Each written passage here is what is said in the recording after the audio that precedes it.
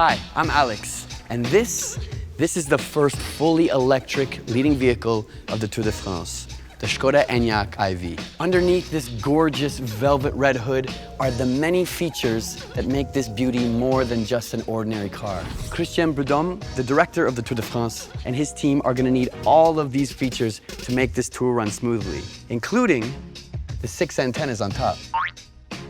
Mr. Prudhomme sits right here. This is his command post. And as you can see, there's a lot of space to command. This is the additional middle console with 5 radio channels, so he can transmit orders and information and keep in contact with the other tour cars.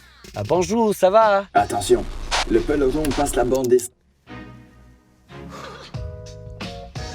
But he doesn't just sit here. He even stands here to signal to the peloton to begin the stage. On y va! Mr. Prudhomme is always ready to serve chilled champagne thanks to the built-in mini fridge. Sometimes there are honorable and very important guests. Santé? Santé, ça va? Ça va bien. It's getting hot in here.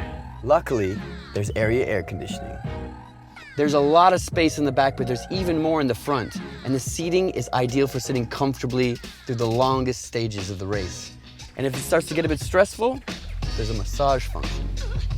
Allez, allez. But there's really no need to be tense. This car comes equipped with the most innovative safety features that keeps not only the passengers safe, but also the audience members and the riders. And the Enyaq IV is fully electric, and with that comes a boatload of advantages. And the powerful acceleration of the silent electric drive makes sure that this car stays effortlessly where it needs to be, in front of the peloton. I would love to take this car for a spin. Not just on the tour. Can I take it for a spin now? Škoda. Simply clever.